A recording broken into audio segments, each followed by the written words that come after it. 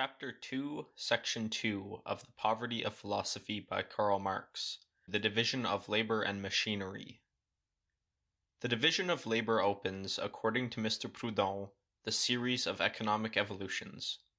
The good side of the division of labor, quote, considered in its essence, the division of labor is the mode according to which is realized the equality of conditions and of intelligences. End quote. Volume 1, page 93. The bad side of the division of labor, quote, the division of labor has become for us an instrument of misery. End quote. Volume 1, page 99. Variant. Quote, labor, in dividing itself according to the law which belongs to it, and which is the first condition of its fecundity, tends to the negation of its ends, and destroys itself. End quote. Volume 1, page 94. The problem to solve. To find, quote, the recomposition which will efface the inconveniences of the division of labor while conserving all its useful effects. End quote. Volume 1, page 97. The division of labor is, according to Mr. Proudhon, an eternal law, a simple and abstract category. It is necessary, then, that the abstraction, the idea, the word, should suffice him to explain the division of labor in the different epochs of history. Castes, corporations, the manufacturing regime, the great industry, must be explained by the single word, division. First study well the meaning of division, and then you will not need to study the numerous influences which give to the division of labor a definite character in each epoch. Certainly this would be to render things altogether too simple, by merely reducing them to the categories of Mr. Proudhon. History does not proceed so categorically. 3 whole centuries have been necessary in Germany to establish the first great division of labor, that is, the separation of the town from the country. As this single relation, that of town to country, became modified, so the whole society was modified in consequence. To view only this single phase of the division of labor, you have the ancient republics, or Christian feudalism, early England with its barons, or modern England with its cotton lords. In the 14th and 15th centuries, when yet there were no colonies, when America did not yet exist for Europe, when Asia only existed by the intermediary of Constantinople, when the Mediterranean was the center of commercial activity, the division of labor had quite another form, quite another aspect, to that which it had in the 17th century, when the Spaniards, the Portuguese, the English, and the French had colonies established in all parts of the world. The extent of the market and its physiognomy give to the division of labor in the different epochs a physiognomy, a character, which it would be difficult to deduce from the single word division, from the idea or from the category. Quote, all the economists, says Mr. Proudhon, since Adam Smith have designated the advantages and the inconveniences of the law of division, but have insisted very much more on the first than on the second, because that better served their optimism, and without any one of them ever asking himself what could be the inconveniences of a law, how could the same principle, pursued rigorously to its consequences, conduct to effects diametrically opposed? No single economist, either before or since Adam Smith, has done more than perceive that there was a problem to solve. Say only goes so far as to recognize that in the division of labor, the same cause which produces the good engenders the evil. End quote. Adam Smith goes farther than Mr. Proudhon thinks he does. He has clearly seen that, quote, in reality the difference of natural talents between individuals is much less than is supposed. These dispositions so different, which seem to distinguish the men of different professions, when they arrive at mature age, are not so much the cause as the effect of the division of labor. End quote. In principle, a porter differs less from a philosopher than a mastiff from a greyhound. It is the division of labor which has placed an abyss between the two. All this does not prevent Mr. Proudhon from saying, in another place, that Adam Smith had no doubt of the inconveniences produced by the division of labor. It is still this which makes him say that J.B. Say was the first to recognize, quote, that in the division of labor the same cause which produces the good engenders the evil. End quote.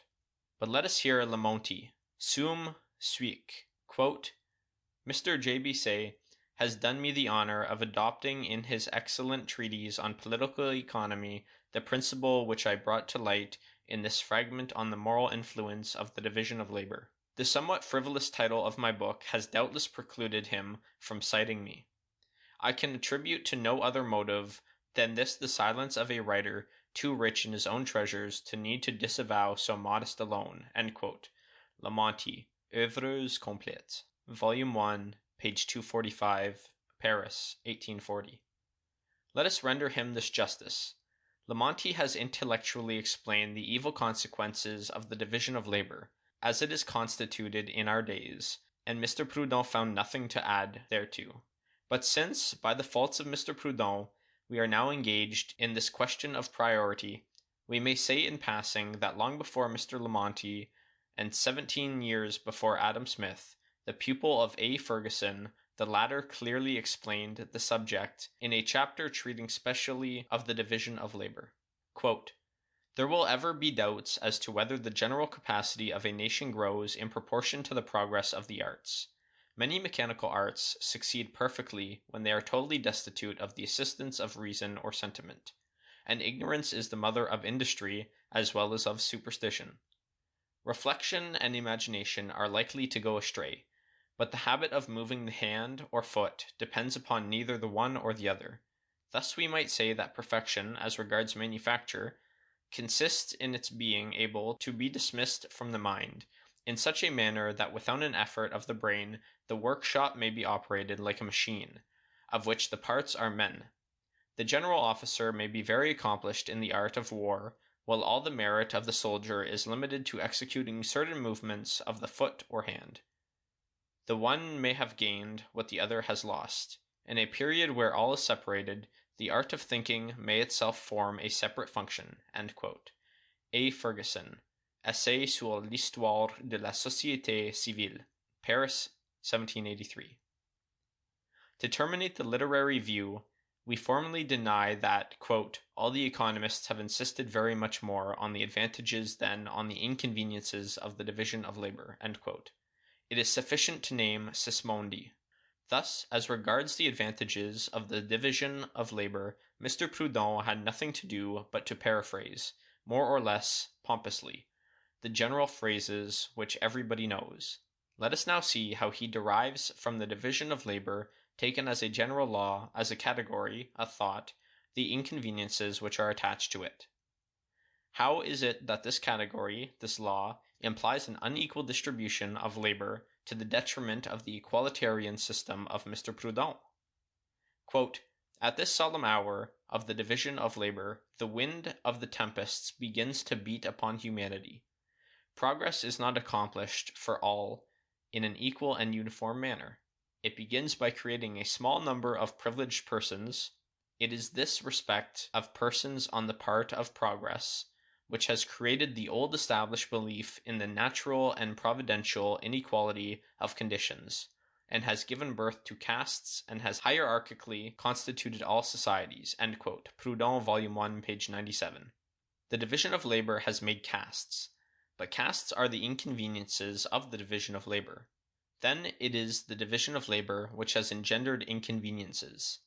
Quod erat demonstradum. Would you go further and ask what causes the division of labor to create castes, hierarchic constitutions, and privileged classes? Mr. Proudhon will tell you, progress. And what has made this progress? The limit. The limit for Mr. Proudhon is the respect of persons on the part of progress. After philosophy comes history. There is no longer either descriptive history or dialectic history. It is comparative history. Mr. Proudhon establishes a comparison between the workman printer of today and the workman printer of the Middle Ages, between the workman of the Creusot ironworks and the country blacksmith, between the man of letters of our days and the man of letters of the Middle Ages, and he makes the balance lean to the side of those who appertain more or less to the division of labor such as the Middle Ages have constituted or transmitted it. He opposes the division of labor of one historical epoch to the division of labor of another historical epoch. Was this what Mr. Proudhon had to demonstrate? No. He ought to have shown us the inconveniences of the division of labor in general, of the division of labor as category. But of what use is it further to dwell upon this part of Mr. Proudhon's work, since a little further on we shall see him formally retract all of these pretended developments himself. Quote, "The first effect of divided labor," continues Mr. Proudhon, "after the degradation of the mind, is the prolongation of the periods of work, which grow in inverse ratio to the amount of intelligence exercised. But as the duration of these periods cannot exceed 16 or 18 hours a day, from the moment when compensation cannot be taken by additional time, it will be affected in the price, and wages will fall. This is certain, and that is all we are concerned to note, that the universal conscience does not put at the same rate the work of an overseer and that of a laborer. There is, then, a necessity for a reduction in the price of the day's work, so that the worker, after having been afflicted in his mind by a degrading function, should not fail to be also stricken in the body by the meagerness of the remuneration." End quote. We will pass over the logical value of these syllogisms, which Kant would call paralogisms, and consider them as they are. Here is their substance. The division of labor reduces the worker to a degrading function. To this degrading function corresponds a depraved mind. With the depravity of the mind goes a constant reduction of wages, and, in order to prove that this reduction of wages is adapted to a depraved mind, Mr. Proudhon says, to absolve his own conscience, that it is the universal conscience which wills it thus. Is the soul of Mr. Proudhon counted in the universal conscience? Machinery is, for Mr. Proudhon, quote, "the logical antithesis of the division of labor," and, in support of his dialectic, he begins by transforming machinery into a factory.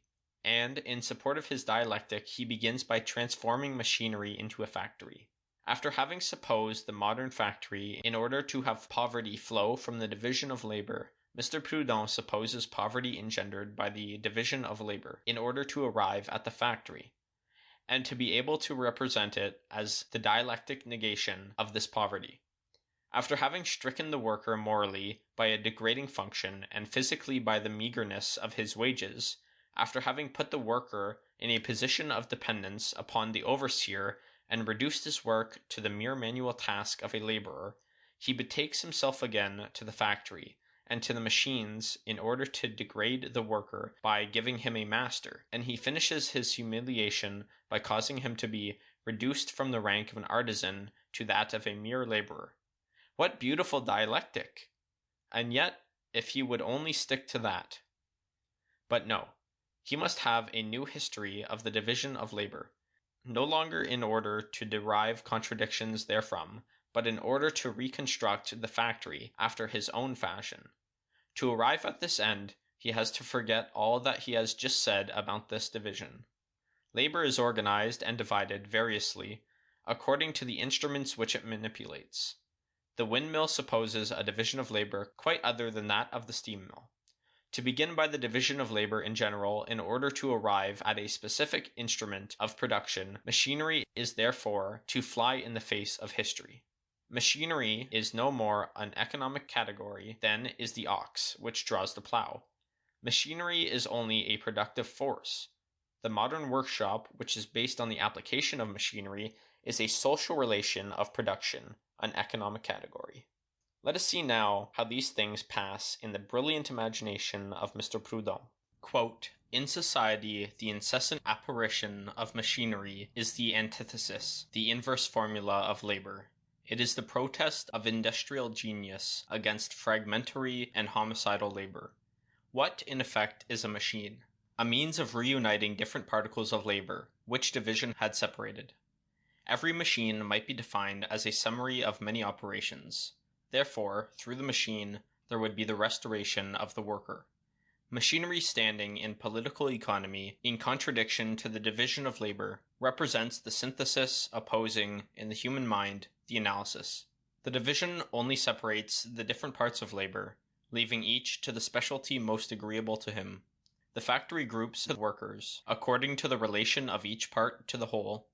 It introduces the principle of authority into labor. But that is not all.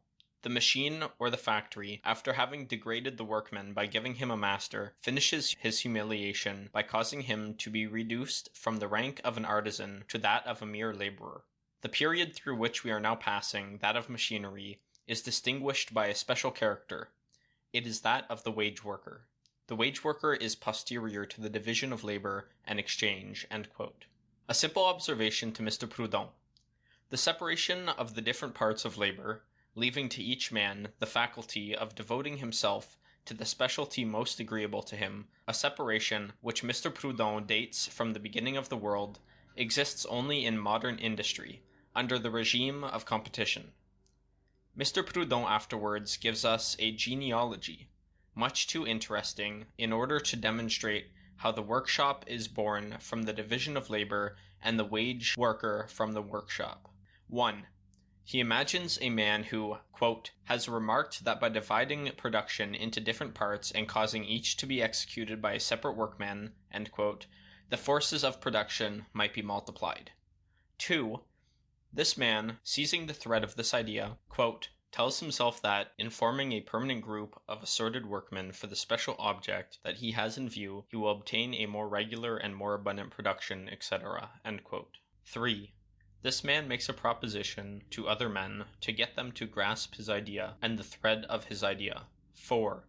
This man, at the inception of the industry, acts as an equal to equals towards the companions who, later, become his workmen.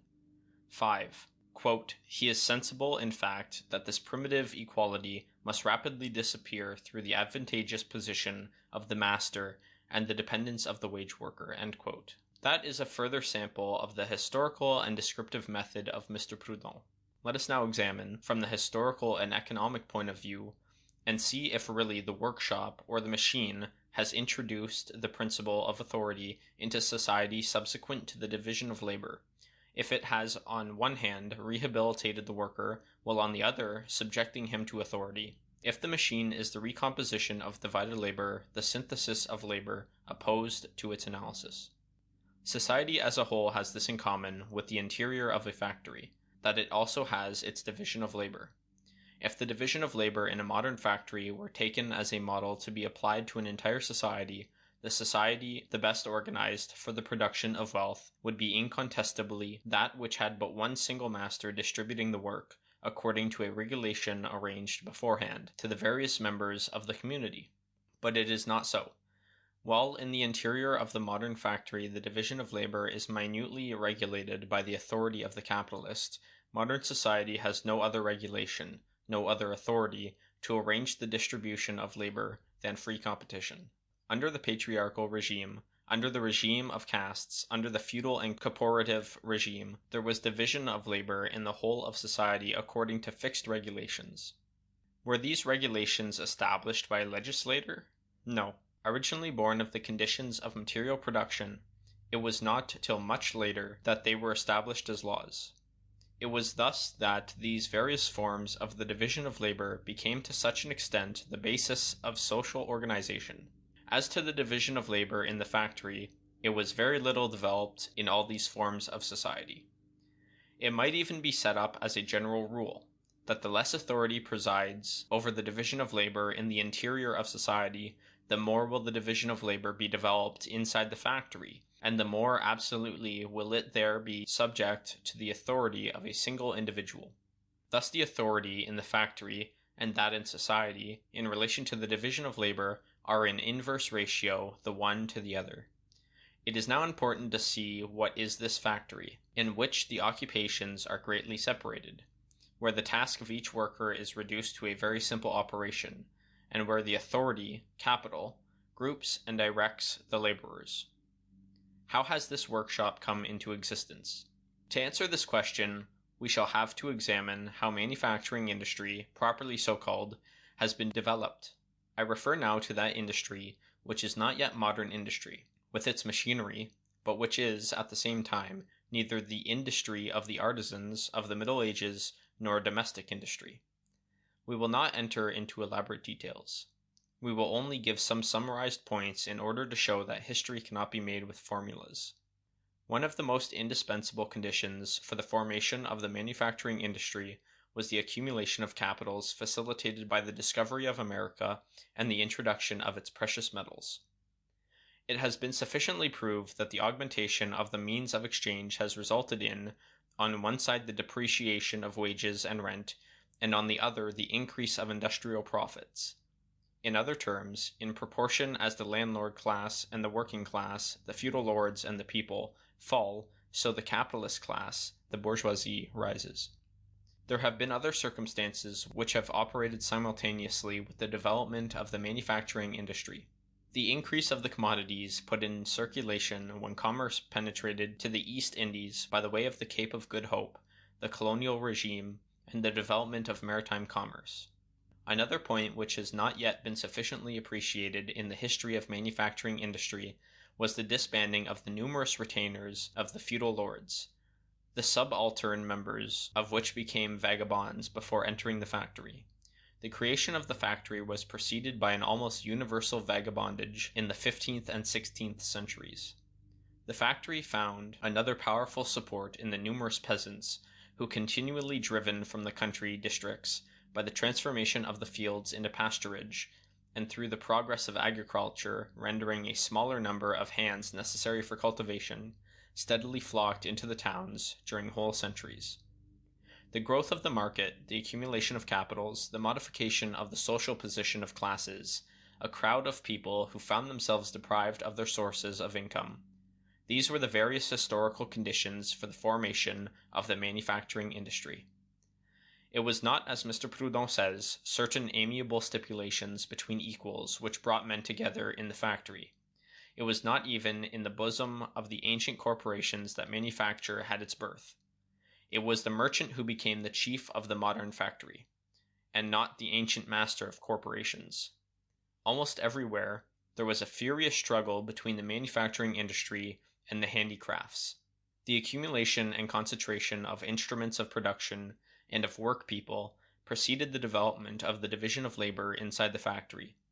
A manufactory consists very much more in the union of a large number of work people and many trades in a single place, in one apartment, under the control of one capital, than in the analysis of the different operations and the adaptations of each worker to one simple task. The utility of a factory consists much less in the division of labor, properly so called, than in the fact that the work is performed on a much larger scale, that much unproductive expenditure is thereby saved, etc. At the end of the 16th and the beginning of the 17th centuries, there was scarcely any division of labor in Dutch manufactories. The development of the division of labor presupposes the union of work people in a factory. There is not even a single example, either in the 16th or 17th centuries, of the different branches of the same trade being separately exploited to such a point that it would have sufficed to bring them together in one place to obtain a complete factory. But once the men and the instruments of production were brought together, the division of labor, as it existed under the form of cooperation, was reproduced, was necessarily reflected inside the factory.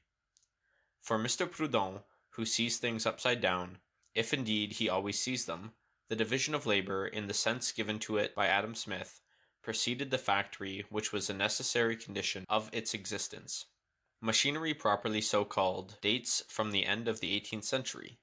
Nothing could be more absurd than to see in machinery the antithesis of the division of labor, the synthesis giving unity again to divided labor.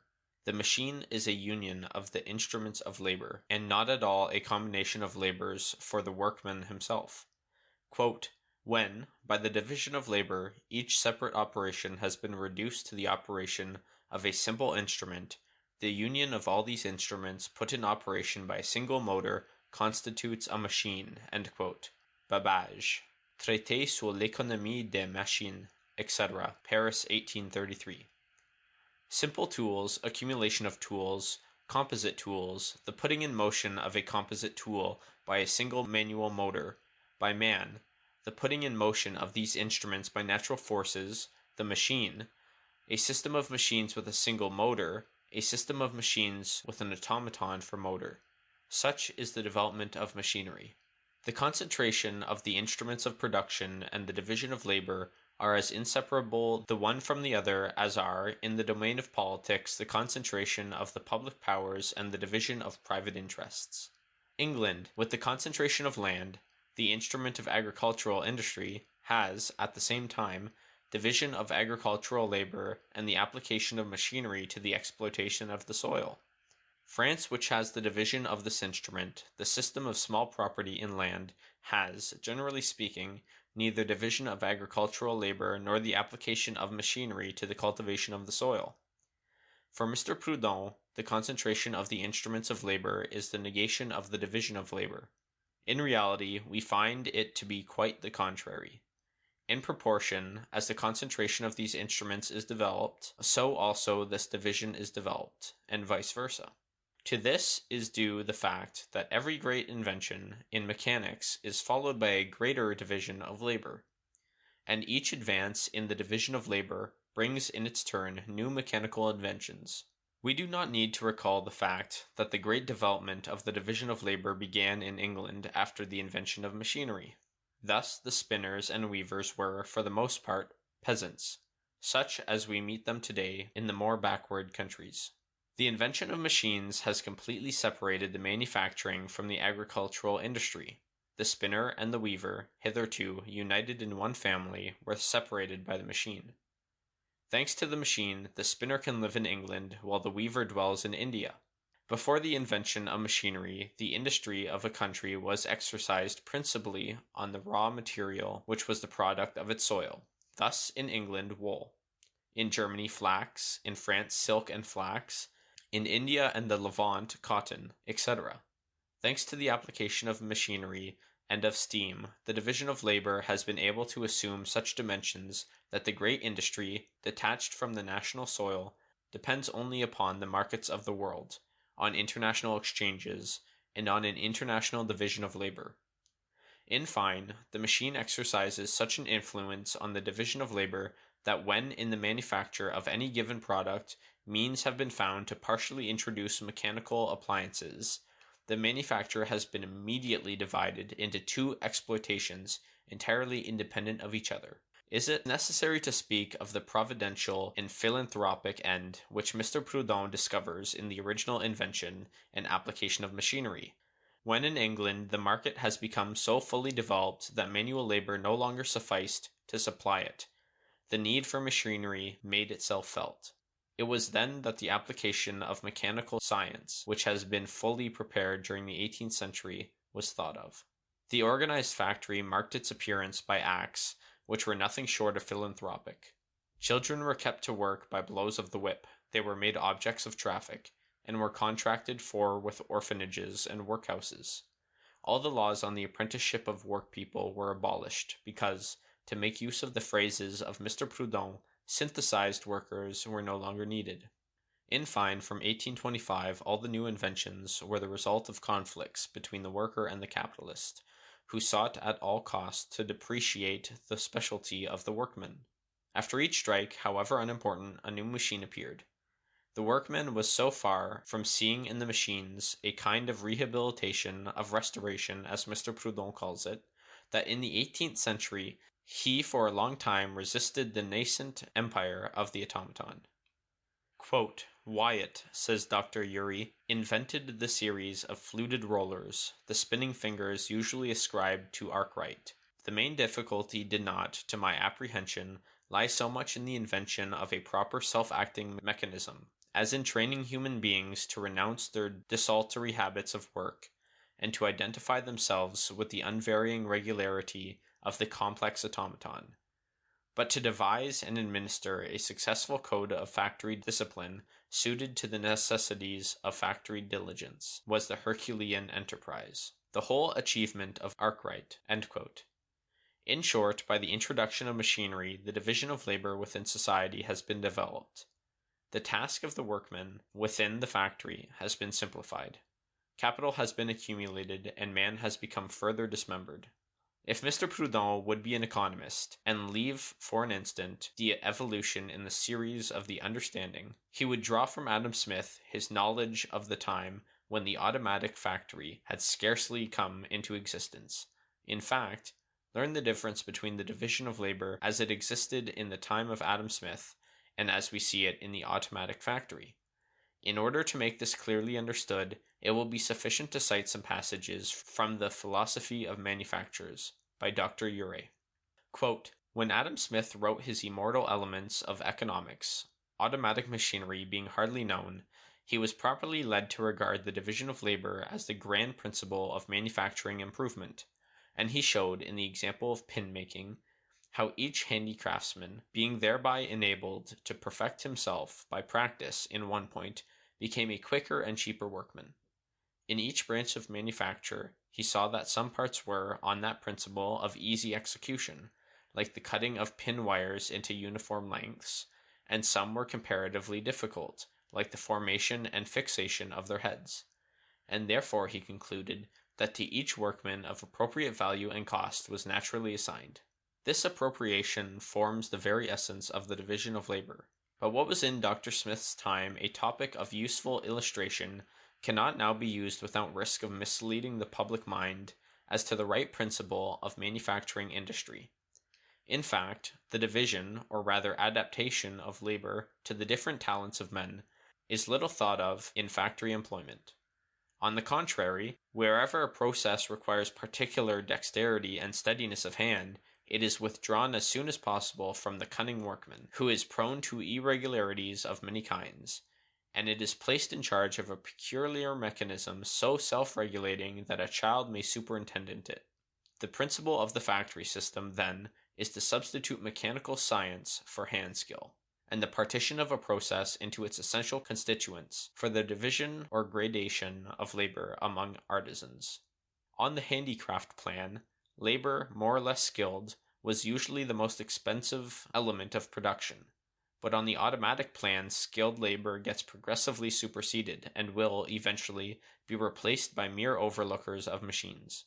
By the infirmity of human nature, it happens that the more skillful the workman, the more self-willed and intractable he is apt to become, and, of course, the less fit a component of a mechanical system in which by occasional irregularities he may do great damage to the whole. The grand object, therefore, of the modern manufacturer is, through the union of capital and science, to reduce the task of his workpeople to the exercise of vigilance and dexterity, faculties, when concentrated to one process, speedily brought to perfection in the young.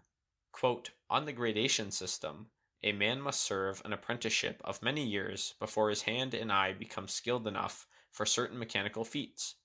But on the system of decomposing a process into its constituents, and embodying each part in an automatic machine, a person of common care and capacity may be entrusted with any of the said elementary parts after a short probation, and may be transferred from one to another on any emergency at the discretion of the master. Such translations are utterly at variance with the old practice of the division of labor, which fixed one man to shaping the head of a pin, and another to sharpening its point, with most irksome and spirit-wasting uniformity for a whole life. But on the equalization plan of self-acting machines, the operative needs to call his faculties only into agreeable exercise. As his business consists in tending the work of a well-regulated mechanism, he can learn it in a short period, and when he transfers his services from one machine to another, he varies his task, and enlarges his views by thinking on those general combinations which result from his and his companions' labors. Thus, that cramping of the faculties, that narrowing of the mind, that stunting of the frame, which were ascribed, and not unjustly, by moral writers, to the division of labor, cannot, in common circumstances, occur under the equitable distribution of industry. It is, in fact, the constant aim and tendency of every improvement in machinery to supersede human labor altogether, or to diminish its costs, by substituting the industry of women and children for that of men, or that of ordinary laborers for trained artisans. This tendency to employ merely children with watchful eyes and nimble fingers instead of journeymen of long experience shows how the scholastic dogma of the division of labor into degrees of skill has been exploded by our enlightened manufacturers." End quote. Andrew Urey, Philosophy of Manufactures, 1835, page 15 and 16. That which characterizes the division of labor within modern society is that it engenders specialties, species, and with them that stupefying of handicrafts. Quote, "We are struck with admiration," says Lemonti, "in seeing among the ancients the same individual being at once, and, in an eminent degree, philosopher, poet, orator, historian, priest, administrator, and general. Our minds are awestrucken at the contemplation of so vast a domain. Each one now plants his hedge and fences himself within his own enclosure. I do not know if by this cutting up the field is extended, but I know very well that man is lessened thereby." End quote. The division of labor in the automatic factory is characterized by this, that labor there has lost all specialized character. But from the moment that all special development ceases, the need of universality, the tendency towards an integral development of the individual begins to make itself felt. The automatic factory effaces species and the stupefying of handicraft. Mr. Proudhon, not having so much as comprehended this single revolutionary side of the automatic factory, takes a step backward and proposes to the workman that he should not only make the 12th part of a pin, but the whole 12 parts in succession. The workman would thus arrive at the science and conscience of the pin. Such is the synthetic labor of Mr. Proudhon. No one can deny that to make one movement forward and another backward is equally to make a synthetic movement. To sum up, Mr. Proudhon has not got beyond the ideal of the petty bourgeois, and in order to realize this ideal, he thinks of nothing better than to bring us back to the companion, or, at most, to the master, workman of the Middle Ages. It suffices, he says somewhere in his book, to have made a masterpiece once in a lifetime, to have felt oneself a man for once. Is not that, in its form as well as in its basis, the masterpiece exacted by the trade guild of the Middle Ages? End of chapter 2, section 2.